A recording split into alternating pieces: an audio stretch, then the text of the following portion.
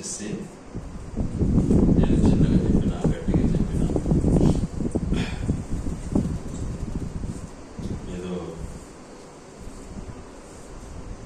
Time pass కొరకు అయితే ఉండవు. చాలా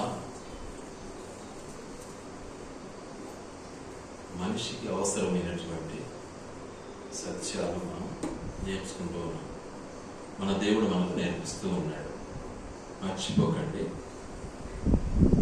చదివినటువంటి లేఖన భాగం మనం ఎరుగుదము. ప్రతిరోజు చదువుతాం, ప్రతి ఆదివారం చదువుతాం. ఆ రొట్టెను తిని ఆ పాత్రలోని త్రాగి ఏం చేయమంటున్నాడు?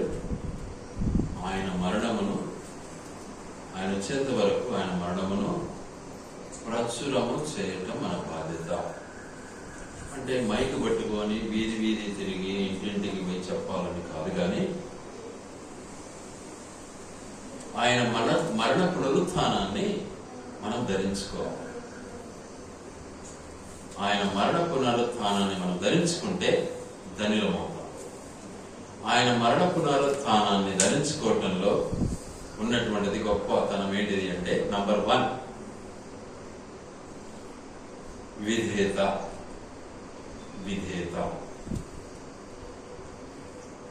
యేసు ప్రభువును గురించినటువంటి సత్యాన్ని ఒకసారి మనం గమనిస్తే, ఆయన శ్రమలను అనుభవించడం వలన ఏమయ్యాడైనా విధేయతను నేర్చుకున్నాడు అని వాక్యం ఉంది. చూసారా? మనము శ్రమలను అనుభవించకుండా విధేయులమై చెప్పుకున్నాము అంటే అంత మనం నీచమైన వాళ్ళమని అర్థం. మనము శ్రమను అనుభవించి, శ్రమను అధిగమించి, శ్రమకు లోబడిన వారమై, శ్రమలో మన ప్రభువును మనము ఘనపరిచే వారంగా ఉండాలి. అది దేవుని యొక్క ఉద్దేశం. అందుకే ఆ పరిస్థితిని మనం ఒకసారి జ్ఞాపకం చేసుకుంటే, ఇక్కడ ఒక మనిషి ఆ పరిస్థితిని మన ముందు పెట్టాడు. చూద్దాం ఆ మాటలు. ఆది కాండము 41వ అధ్యాయం.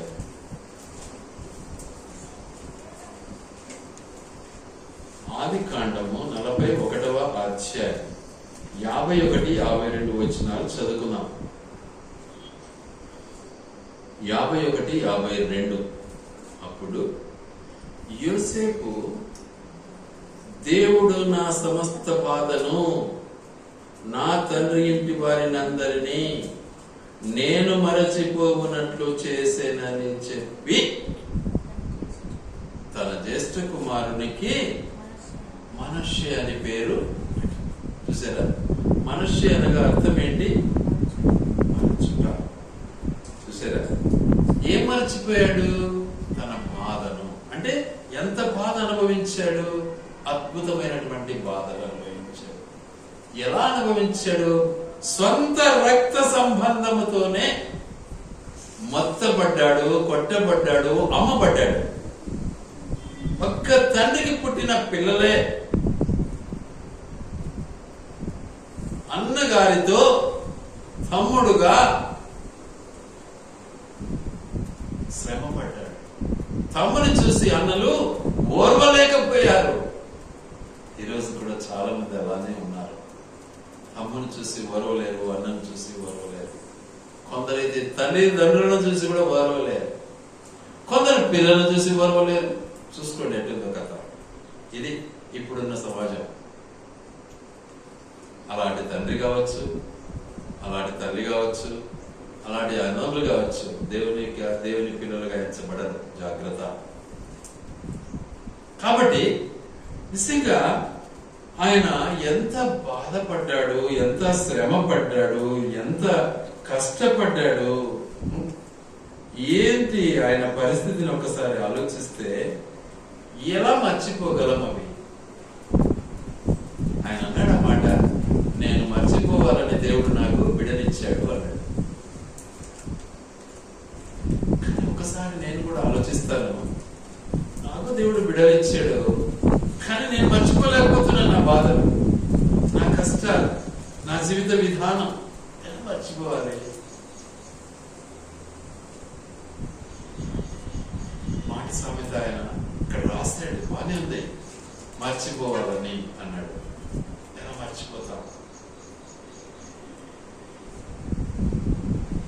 మర్చిపోతే మన మనుషులకు కాలేము.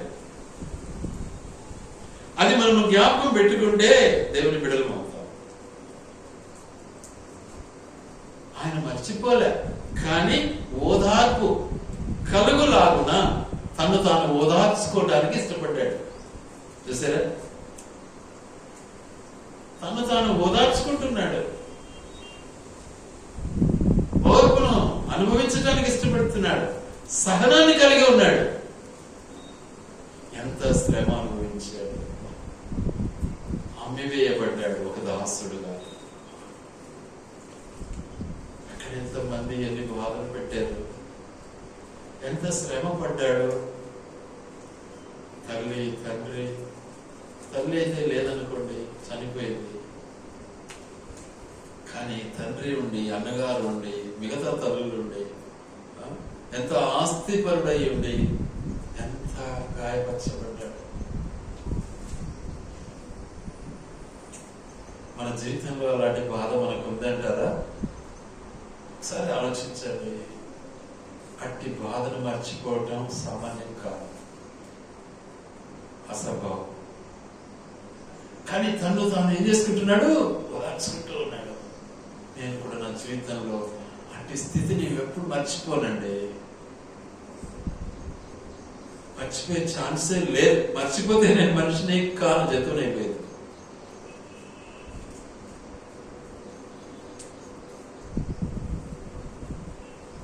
ఎంత మరి కష్టాన్ని ఓర్చుకోవడానికి దేవుడు కృపను చూపించాడు, ఆ సిలువను మన ముందు పెట్టాడు, ఆ కష్టాలన్నీ ఆయన భరించి మనకు ఓదార్పునిచ్చాడు.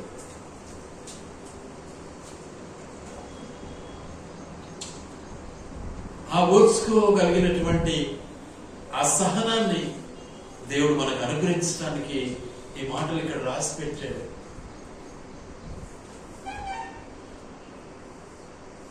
ఆ తర్వాత పోతిఫర్ ఇంటికి వెళ్ళాడు. ఇంటి పైన అతనికి అధికారం ఇచ్చాడు ఆయన. అంటే పని చేయడానికి అధికారం అంటే ఆయన పైన అధికారం ఏం కాదు, పనిని చూసుకోవటానికి, పనులని చూసుకోవటానికి ఒక మేనేజర్. పనులన్నీ ఎంత కష్టమో. ఒక సైన్యాధిపతి నిజంగా ఆయన ఇంట్లో నిజంగా పనులన్నీ సంపూర్ణంగా అన్ని నెరవేర్చాలి. ఎంత కష్టం. ఆహారంతో సహా, బట్టతో సహా, ఇల్లు అన్నీ కూడా ఆయన మరి ఎంత ప్రయాసం. ఈరోజు మన ఇంట్లో మనము ఒక పని చేయడానికి కష్టపడుతూ ఉంటాం. ఆలోచించండి ఒకసారి, ఎంత కష్టపడ్డాడండి. సో మన జీవితాలను ఒక్కసారి మనం పరిశీలించుకోవాలి. అలాంటి కష్టాలు ఎప్పుడైనా మనం పడ్డామా? అలాంటి కష్టాలు పడి నా బిడ్డల కొరకు నేను నిలబడ్డానా? నా కుటుంబం కొరకు నేను నిలబడ్డానా?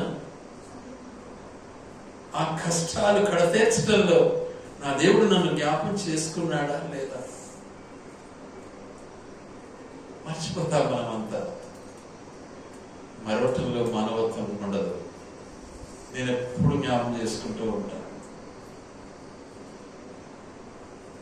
నేను ఎప్పుడు నెమరేసుకుంటూ ఉంటాను నా బ్రతుకు, నా జీవితం చిన్ననాటి నుండి మర్చిపోలేదు.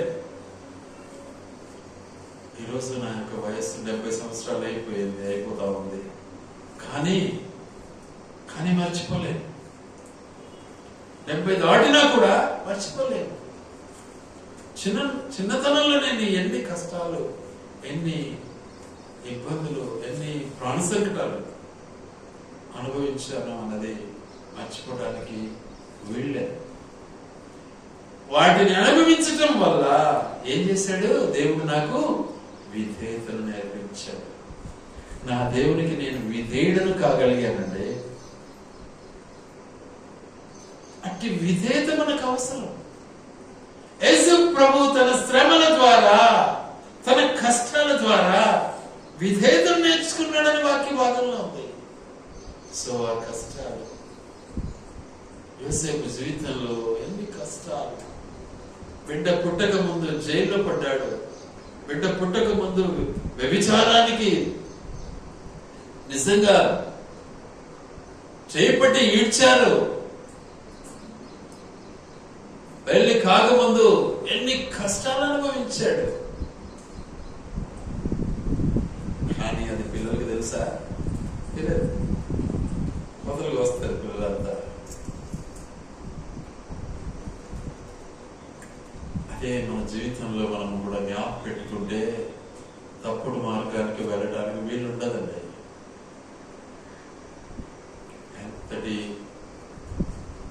ఎంతటి సుఖభోగాలు అనుభవించాలన్నా ఇష్టపడదు.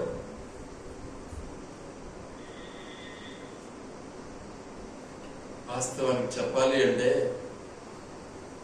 ఏసీ మా ఇంట్లో ఉంది కానీ అనుభవించాలనే ఆశ నాకు లేదు. దాంట్లో బెడ్ ఉంది కానీ దాన్ని అనుభవించాలన్న ఆశ నాకు లేదు. నాకు అన్ని మర్చిపోయేదానికి వీలే లేదు. నా జీవితాన్ని ఎప్పుడు జ్ఞాపకం చేసుకుంటూ ఉంటా. మరి యోసేపు ఎలా ఉండేటాడు? జైలు పడుకున్నాడు. ఏ బెడ్ మీద పడుకున్నాడండి?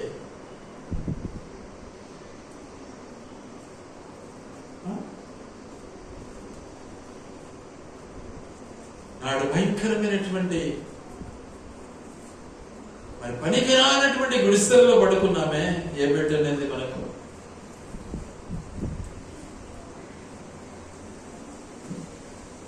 ఎండ గాలి వాన ఇంట్లోకే వస్తా ఉంటే ఏ ఏసీ ఉండింది?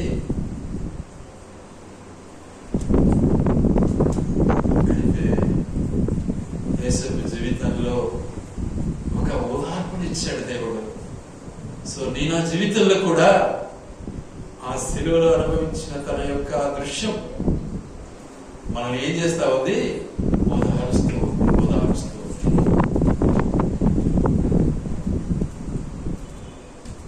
వాటిని మనం మర్చిపోయి ఈరోజు 10 రూపాయలు చూస్తున్నామని గర్వపడితే ఏం లాభం మనకు? ఈరోజు నేను లగ్జరీగా ఉండాలని కోరితే నాకేం లాభం? ఒక మనిషి మొదటి నుంచి ఒక మెస్ లో ఒక ఉద్యోగం ఆయనకు. ఏంటిది? వంట పని చేసే ఉద్యోగం. వంట పని చేసే ఉద్యోగంలో ఆయన వంట పని చేస్తూ తనకు పుట్టిన కొడుకును బాగా చదివించుకున్నాడు కష్టపడి. ఆ కుమారుడు ఏమైనాడు? ఒక పెద్ద ఆఫీసర్ అయ్యాడండి. పెద్ద ఆఫీసర్ అయ్యాడు.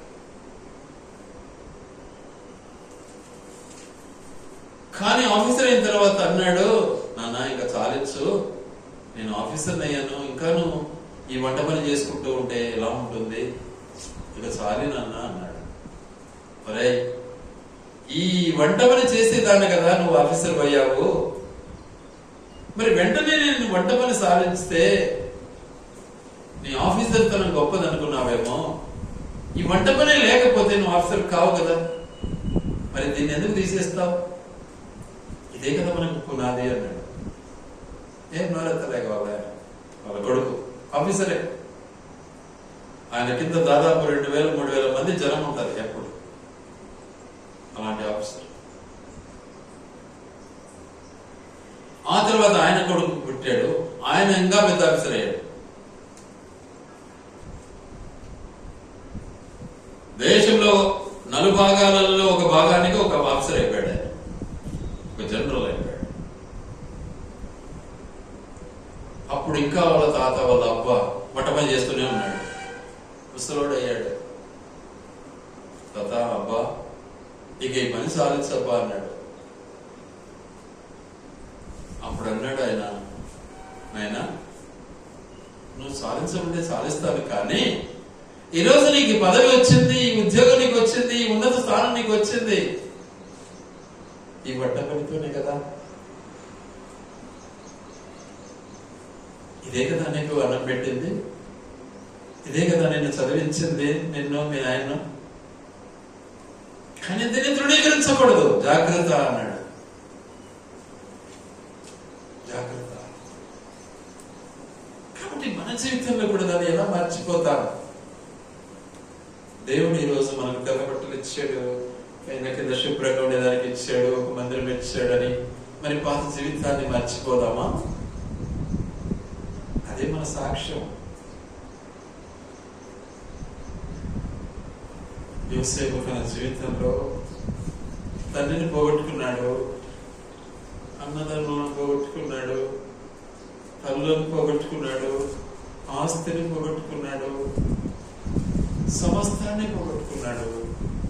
అన్యుల దగ్గర ఆయన బానిసై ఉన్నాడు, కానీ ఓదార్చుకుంటున్నాడు. జైల్లో ఉన్నటువంటి ఖైదీలు కొట్టారు, ఆయన ఓర్చుకున్నాడు. ఆలోచించండి ఒకసారి, మరి నీ జీవితం ఎలా ఉందో ఒకసారి ఆలోచించు. ఎలా మర్చిపోతావు?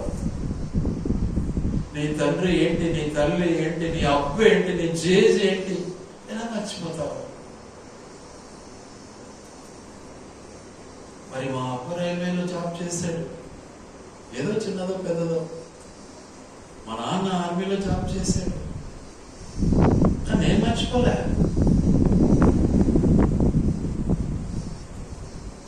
ఎందుకంటే ఈ రోజుల్లో మనము 10 రూపాయలు వస్తే అన్ని మర్చిపోతాం, ఇక మేమే గొప్ప. ఎందుకంటే ఈ గర్వం, దీనివల్ల మనకేం లాభం? మర్చిపోలే. ఏమంటున్నాడు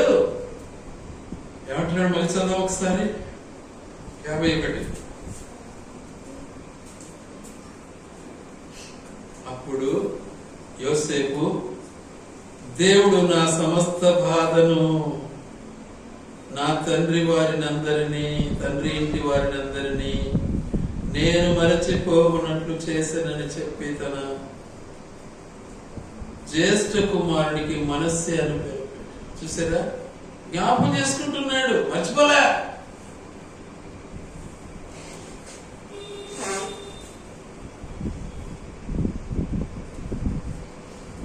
జ్ఞాపకం చేసుకుంటున్నాడండి, మన్నన చేసుకుంటున్నాడు. ఎన్ని కష్టాల నుంచి దేవుడు నన్ను తెచ్చాడు. ఈ రోజు నన్ను ఎక్కడ నిలబెట్టాడు? ఒక రాజు గృహములో నన్ను నిలబెట్టాడు. ఎక్కడ నిలబెట్టాడు? ఒక రాజుగా నిలబెట్టాడు, ఒక ప్రధానమంత్రిగా నిలబెట్టాడు. అనే వాటిని మర్చిపోయాడా? మర్చిపోలే. ఆయన కింద ఎంతో మంది పని మనుషులు ఉన్నారు, కానీ మర్చిపోలే. మనం మర్చిపోతామండి. శరీరంలో ఆత్మీయంగా జీవించలేని బలహీనలో మర్చిపోతాం. ప్రియులారా, మర్చిపోకూడదు. జాగ్రత్త, మర్చిపోకూడదు. కుటుంబం కోసం కానీ, వివాహం కోసం కానీ, వివాహానికి ముందు కానీ, తల్లిదండ్రుల ఎడలను నీ కష్టాన్ని, నీ బాధను, నీ యొక్క ప్రాణ సంకటాన్ని మర్చిపోకూడదు. జ్ఞాపకంలో ఉంచుకోవాలి. జ్ఞాపకం చేసుకుంటున్నాడు. జ్ఞాపకం చేసుకున్న తన యొక్క ఉద్దేశాన్ని మన ముందు పెట్టాడు. దాన్ని బట్టి అభివృద్ధి కావాలే కానీ మర్చిపోకూడదు. అభివృద్ధి కావాలి కానీ గర్వపడకూడదు. అది తేడా. చాలా వరకు ఈరోజు మర్చిపోతాం. పాతది పూర్తి మర్చిపోతారు. కొందరు అంటుంటారు, అరే వీడు ముందుగా ఎంత మర్చిపోయినట్టుంది కదా అంటారు. చూడు, ఏం ప్రయోజనం? దానివల్ల మనకేం లాభం? కాబట్టి మనం మర్చిపోకూడదు. అందుకే ఆయన అంటాడు, దేవుడు వాక్యం చాలా స్పష్టంగా ఉంది. ఈ రొట్టెలు తిని ఈ యొక్క చదువుదాం ఒకసారి ఆ మాటను.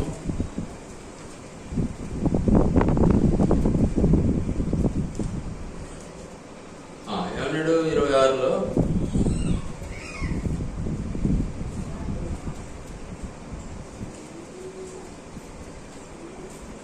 ఈ రొట్టెను తిని ఈ పాత్రలోని త్రాగునప్పుడెల్లా ప్రభు వచ్చే వరకు ఆయన మరణమును ప్రచురము చేయుడి. ఏమిటి? ఆడంబరాన్ని కాదు, ఐశ్వర్యాన్ని కాదు, గొప్పతనాన్ని కాదు. దేన్ని ప్రచురం చేయాలి?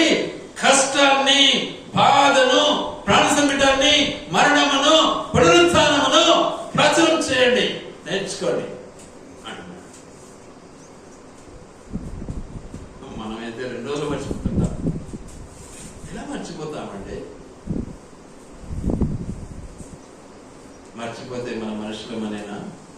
జంతువు అయితే ఒకవేళ మర్చిపోవచ్చునేమో, కానీ మనిషి ఎలా మర్చిపోతాడు? మర్చిపోకూడదండి, జ్ఞాపకం పెట్టుకోవాలి. నేను అప్పుడప్పుడు కొందరితో కలిసినప్పుడు వాళ్ళ బాధలు చెప్పినప్పుడు అన్ని నా జ్ఞాపకం వస్తాయి, కానీ మర్చిపోగలరు. ఇప్పుడు యోసేపు తన జీవితాన్ని మన ముందు పెట్టాడంటే మనది మనకు జ్ఞాపకం రాదా? ఎలా మర్చిపోతాము?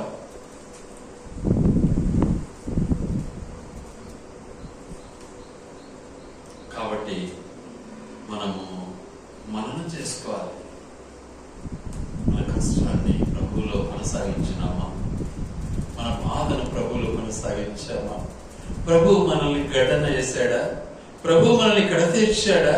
ప్రభువు మనకు తన ఆశీర్వాదాన్ని ఇచ్చాడా? వీటన్నిటిని ఎలా మర్చిపోదా? ఈ రోజు జోబులో 10 రూపాయలు వచ్చింది అంటారని మర్చిపోతామా? జాగ్రత్త, మర్చిపోకూడదు, మర్చిపోకూడదు. మన బ్రతుకు నిజంగా దేవుడు తన జాలి ఎలా చూపించాడు తన పిల్లల పట్ల. తండ్రిగా తల్లిగా తన పిల్లల పట్ల ఎంత జాలి చూపిస్తారు. తాను కష్టపడుతూ కూడా తన బిడ్డలు బాగుండాలనే కదా కోరుతారు. మరి ఎలా మర్చిపోతారు? ఎలా మర్చిపోతారు?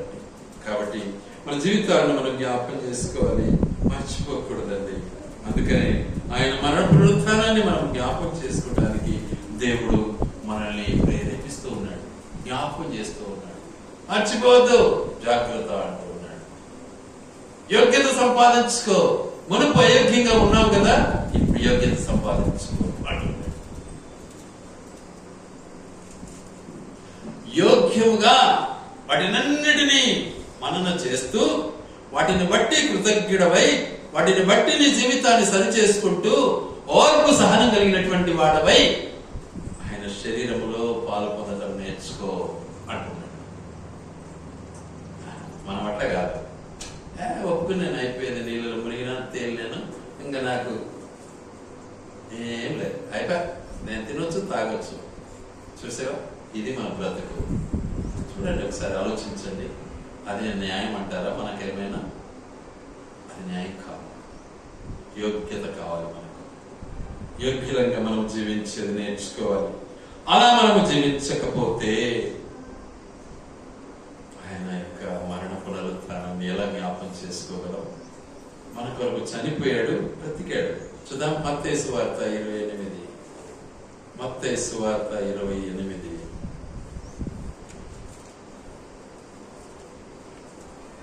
మత్తయి సువార్త 28.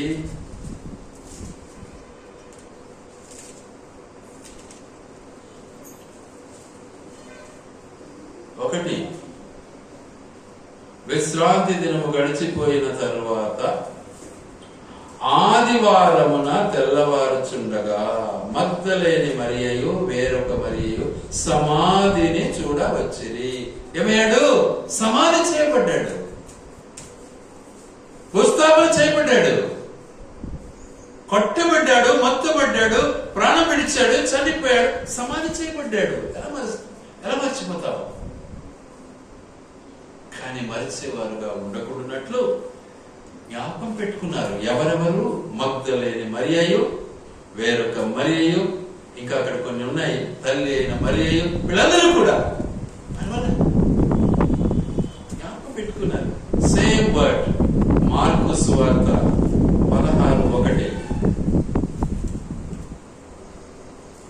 విశ్రాంతి దినము గడిచిపోగానే మగ్దలేని మరియయు, యాకోబు తల్లి మరియయు, సలోమేయు వచ్చి ఆయనను పూయవలనని సుగంధ ద్రవ్యములు కొనిరి. సచ్చినాడిది. ఇంకా మనకెందుకు అనుకున్నారా? లేదు, మర్చిపోలే. నువ్వు నేనైతే మర్చిపోతాం కదా. ఏంది ఇంకా అట్లనే ఉండవు నువ్వు? ఇంకా ఏంది నువ్వు అట్లుండకుండా ఇట్లుండకుండా? చూడు ఎంత బాధ. ఏమైంది? మర్చిపోయినావా? పాత జీవితాన్ని మర్చిపోయావా? కానీ మర్చిపోలేదు. అలాగే ఇంకా మనం గమనిస్తే చూడండి దయచేసి, లూకా సువార్త 24.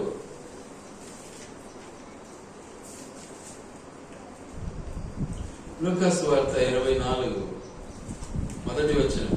ఆదివారం తెల్లవారుచుండగా ఆ స్త్రీలు తాము సిద్ధపరిచిన సుగంధ ద్రవ్యమును తీసుకుని సమాధి యొద్దకు వచ్చింది. ఎక్కడికి వచ్చినారు? మరణాన్ని మర్చిపోలే. నువ్వు నేను మర్చిపోతూ ఉంటామండి. మన కష్టాన్ని మర్చిపోతాం, మన బాధలన్నీ మర్చిపోతాం. హాయిగా ఉండాంలే, ఇప్పుడు ఏసీలో ఉండాంలే అనుకుంటాం. చూసుకోండి ఒకసారి, ఏది న్యాయమో, ఏది దేవుడికి ఇష్టమో ఆలోచించండి ఒకసారి. ఏ భక్తుడండి లగ్జరీని కోరాడు లోకంలో? భక్తులు చెప్తున్నాను, భక్తులు, దేవుని భక్తులు. ఏ భక్తుడైనా ఏసీలో ఉండాలని కోరాడా? బైబిల్లో ఉన్నారా అటోళ్ళు? ఎవరు లేరండి. దేవుడు వారికి ఆజ్ఞ ఇచ్చాడు, వెళ్ళు. వాళ్ళు వినకపోని చెప్పిరాపో, నేనున్నా నీకు అన్నాడు. నువ్వేం చేయాలి? 3 సంవత్సరాలు దిగంబరిగా ఉండి వాళ్ళ ముందర సంచారం చేస్తూ స్వార్థను ప్రకటించు అన్నాడు. చేశాడు. నువ్వు అస్సలు పెళ్లి చేసుకోకుండా స్వార్థం చేయన్నాడు. చేశాడు. నువ్వు వ్యభిచారాన్ని పెళ్లి చేసుకుని స్వార్థం ప్రకటించు అన్నాడు. చేశాడు. మనం ఎందుకండి లగ్జరీ కోరుతాం? ఈరోజు సేవకులు, పాస్టర్లు, పాస్టర్ అమ్మలు ఎంత లగ్జరీ కావాలని ఇష్టపడతారు కదా. కాలంలో తిరగాల, ఏసీలే కావాలా, లగ్జరీ లేకపోతే ఏసీ రూమ్ బుక్ చేయకపోతే మేము రావడానికి, ఏసీ ట్రైన్లో కూడా ఏసీ బుక్ చేయాల్సిందే, ఏసీ బస్సు బుక్ చేయాల్సిందే, వాళ్ళకి సీట్లు. అవునా? అదేనా దేవుని బిడ్డల యొక్క సంస్కరణ? ఆలోచించాలి. మరి ఆ సిలువ ఎందుకు మనకు? ఆ మరణ పునరుత్థానం ఎందుకు మనకు? ఎలా వాటిని ఆచరిస్తావు నీవు? జాగ్రత్త పడు. చాలా మంది ఈరోజు లగ్జరీ అనుభవిస్తూ మరణ పునరుత్థానాన్ని ప్రకటించడానికి ఇష్టపడతారండి. తీర్పు ఉంది, జాగ్రత్త. మర్చిపోలేదు. వాటిని బట్టి దేవుడు నిన్ను తీర్పులోనికి తెస్తాడు, ఖచ్చితంగా తెస్తాడు. భక్తుడైనటువంటి యోహాను కూడా అదే రాస్తాడు. ఏం రాస్తాడు చూద్దాం. ఆ మాటలు కూడా ఒక్కసారి ఏమంటాడు ఇక్కడ 20వ అధ్యాయం. ఆదివారమున ఇంకను చీకటిగా ఉన్నప్పుడు మగ్దలేని మరియ పెందలకడ సమాధి యొద్దకు వచ్చి సమాధి మీద ఉండిన రాయి తీయబడి ఉన్నట్టు చూచెను. ఆమె పరుగెత్తుకొని సీమోను చూసారా, చచ్చిపోయినాడు కదా, ఇంకేంది అన్నాడా దేవుడు? కానీ చనిపోయిన 4 దినాలకు యేసుక్రీస్తు ప్రభుల వారు వచ్చాడు బేతనియా గ్రామానికి. ఎందుకు? లాజరును లేపటానికి, నిన్ను నన్ను లేపటానికి. 3వ నాడు మృత్యుంజయుడయ్యాడు. 4వ దినం లాజరు బయటికి రా అన్నాడు. లాజరు బయటికి వచ్చాడు. కోకొల్లలుగా లాజరు చూడడానికి వచ్చారు ప్రజలు. మరి నువ్వు మృత్యుంజయుడు అయ్యావా? నువ్వు పునరుత్థానం అయ్యావా? పాత స్థితిని నువ్వు మర్చిపోతున్నావా? మర్చిపోదు. వాటి నుండి నువ్వు విముక్తి చెందావా? పునరుత్థాన జీవితాన్ని అనుభవించు. నువ్వు అనుభవించి నీవు నిజంగా మరణ పునరుత్థానాన్ని ప్రకటించేవాడిగా ఉండాలన్నది దేవుని యొక్క ఉద్దేశం. కాబట్టి నా శరీరంలో పాలు పొందాలి, నా రక్తంలో నీవు పాలు పొందాలి. అట్టి యోగ్యత నువ్వు సంపాదించుకో. ఆ యోగ్యానుసారమైనటువంటి జీవితం అనుభవిస్తూ నా శరీర రక్తాల్లో పాలు పొందు అంటున్నాడు దేవుడు. అలా నువ్వు పాలు పొందకపోతే ఏమవుతావు? వాక్యంలోనే ఉంది, రోగిష్టివి అవుతావు. ఏమవుతావు? నాశనం అవుతావు. అడ్రస్ లేకుండా ఉంటావు. అది సంగతి. కాబట్టి వాటి నుంచి విముక్తి చెందాలి. వాటిని మర్చిపోకూడదు. వాటిని అధిగమించినప్పుడు, ప్రభు కృప ద్వారా నువ్వు వాటిని గెలిచినప్పుడు, అందుకే ఆయన అన్నాడు, భయపడద్దు, నేనున్నా, నేను లోకమును జయించినాను. నువ్వెందుకు భయపడతావు? నా వైపు చూడు. అందుకే అంటాడు అపొస్తలుడైన పౌలు హెబ్రీయులకు రాసిన పత్రికలో 12వ అధ్యాయంలో అంటాడు, యేసు వైపు చూచుచు మన ఎదుట ఉంచబడిన పరుగు పందెములో ఓపికతో పరిగెత్తు, ఓపికతో పరిగెత్తు అంటాడు. చూసారా, ఓపిక కావాలి. అది లేకుండా ఊరికొరికనే ఉలికిపడి ఇష్టానుసారంగా ఆలోచిస్తే పాపమే పెరుగుతుంది కానీ పవిత్రత రాదు సుమా. ఓపిక అవసరం.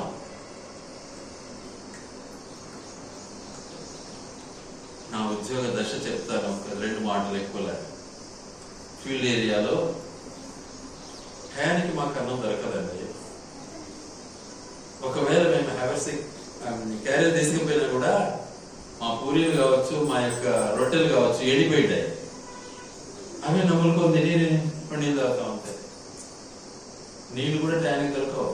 ఆ వాటర్ బాటిల్ ఎన్ని రోజులు ఉన్నాయి? ఉద్యోగం ఇచ్చాను చెప్తున్నాను అని పారిపోవాలా? వాటినన్నింటిని అధిగమించడానికి దేవుడు నీకు సమయం ఇస్తాడుగా. నువ్వు ఆయన మరణ పునరుత్థానాన్ని ఎలా మర్చిపోతావు? నెల రోజులు స్నానాలు ఉండవు, నెల రోజులు స్నానాలు ఉండవు అని అదేం ఉద్యోగమా? చాలా మందికి తెలియక మాట్లాడుతుంటారు. దానికి జీతం తీసుకున్నాడంట. ఆ విధంగా చచ్చిపోతా జీతం ఇస్తే ఏం ప్రయోజనం? ఆ జీతం దానికి వెల కడుతుందా? అంత 4 గంటలు జీతం ఇచ్చినా వెల చదవదు. తెలియక మూర్ఖంగా మాట్లాడతారు చాలా మంది. కాబట్టి దేవుని యొక్క ఉద్దేశం చాలా గొప్పది. యోసేపుని మన ముందు పెట్టాడంటే మరచు నిమిత్తము ఒక కొడుకుని ఇచ్చినాడు. కొడుకుని చూస్తే కాస్త ఏమైతాడు? టైం పాస్ అవుతాడు అంతే. కొంచెం ఊరట వస్తుంది. దేవుడు నన్ను దాటించినాడు, ఇన్ని కష్టాల నుంచి, ఇన్ని బాధల నుంచి, ఇన్ని ప్రాణ సంకటాల నుంచి నన్ను గడ్డం చేర్చాడు. కృతజ్ఞత ఎల్లప్పుడూ దేవునికి అవసరం. అందుకే నా మరణ పునరుత్థానమును ఏం చేయాలి? నువ్వు ప్రచురించి. నీ సాక్ష్యమే అది. నీ జీవిత సాక్ష్యమే మరణ పునరుత్థానం. అది తెలియక డబ్బా కొడతారు, తెలియక స్వార్థ చేస్తారు, తన్నించుకుంటారు, రాళ్ళతో కొట్టించుకుంటారు.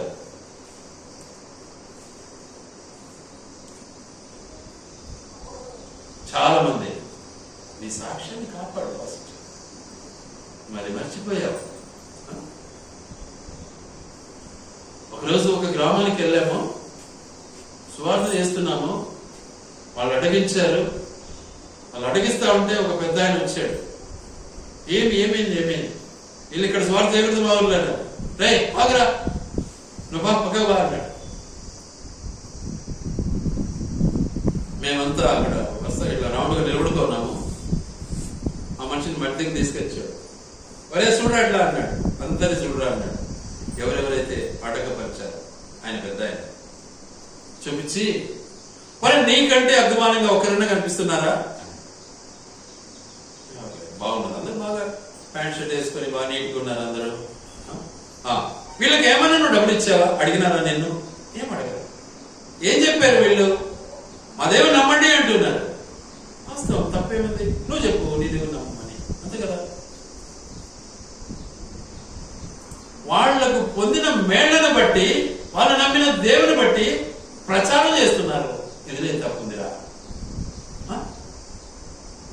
నేను బలవంతమైతే చేయలే, నువ్వు రా తప్పకుండా అన్నారా? అనలేదు కదా. చూడు దేవుడు ఎలా కాపాడుతాడు మనుషులు. పచ్చి మంటల వాళ్ళు వాడితే తట్టుకోలేము మేమంతా.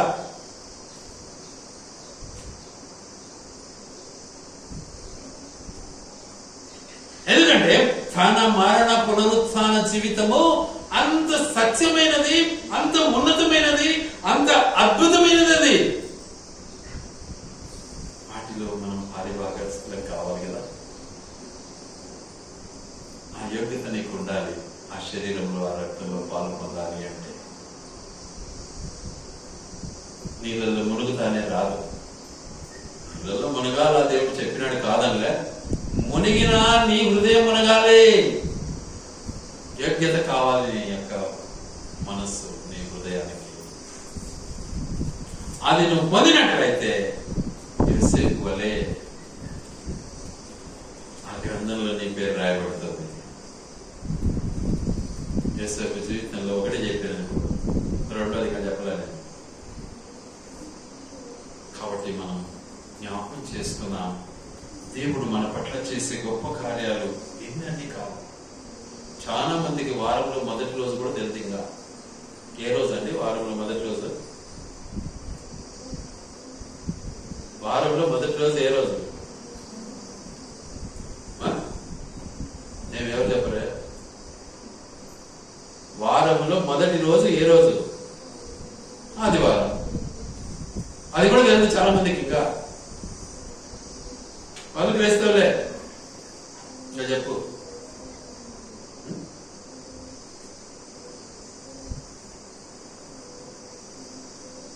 కాబట్టి ఆ మొదటి దినము అనేది దేవుని దినం. ఆ మొదటి దినం అనేది దేవునికి ఇవ్వాల్సింది.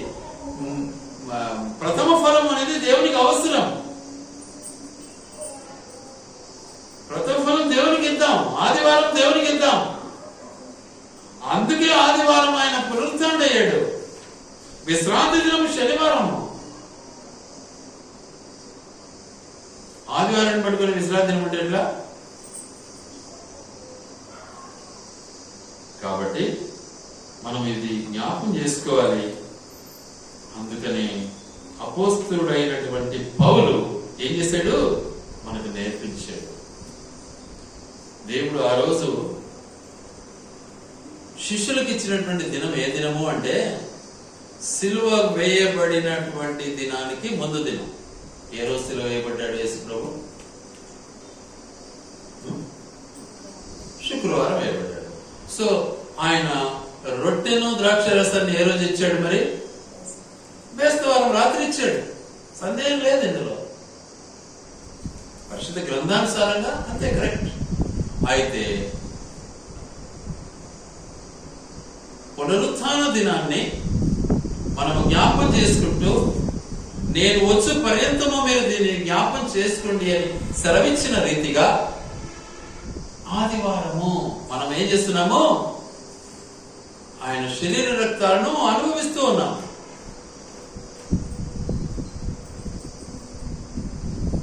ఆయన యొక్క శరీర రక్తంతో మనల్ని మనం ఏం చేసుకుంటున్నామో యోగ్యరీతిగా పంచుకుంటూ ఉన్నాం. చూడండి, ఆ మాటను ఒక్కసారి చూపిస్తాను. అపోస్తుల కార్యములు 20వ అధ్యాయం. అపోస్తుల కార్యములు 27వ వచనం. ఆదివారమున మేము రొట్టె విరుచుటకు కూడినప్పుడు పౌలు మరునాడు వెళ్ళనయ్యుండి వారితో ప్రసంగించు అర్ధరాత్రి వరకు విస్తరించి మాట్లాడు. చూసారా? ఎప్పుడు? ఆదివారము రొట్టె విరుటం. మనమేమి మన ఇష్టంగా పెట్టుకోలే. ఇది చాలా మంది తెలియక మూర్ఖంగా ప్రవర్తిస్తారు, మాట్లాడతారు, వేస్తారు కదా అంటూ ఉంటారు. ఎందుకంటే ఈ మాటలన్నీ పునరుత్థానం తప్ప అపోస్తలుడైనటువంటి పౌలుకు నువ్వు ప్రశ్నించే హక్కు ఉందా నీకు? అసలు దేవుని యొక్క మాట అనుసారమైనటువంటి జీవితం అనుభవించినటువంటి వ్యక్తి అపోస్తలుడైనటువంటి పౌలు.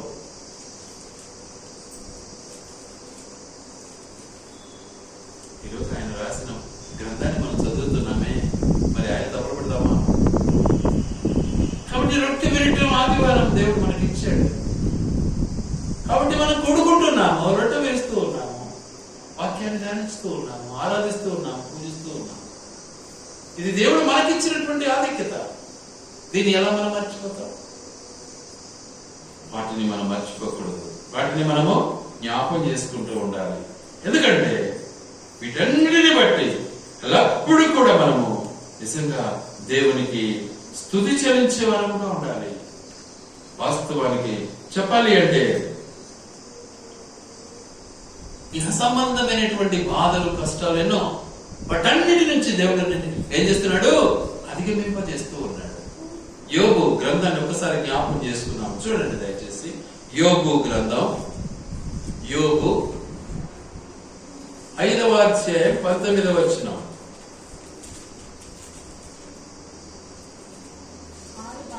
ఆరు బాధల బాధలలో నుండి ఆయన నిన్ను విడిపించును, 7 బాధలు కలిగినను నీకు ఏ కీడును తగలదు. చూసారా, వాటన్నిటి నుంచి నిన్ను కాపాడుతూ ఉంటే ఆయనను ఇహ సంబంధమైనటువంటి లోకానుసారమైన బాధలు, భూ సంబంధమైనటువంటి బాధలు, వాటి నుంచి నిన్ను దేవుడు కాపాడుతూ ఆయన నామము నిజంగా మన పట్ల ఆపాదిస్తూ ఉంటే మనం ఆయన ఎలా ఆరాధించలేము.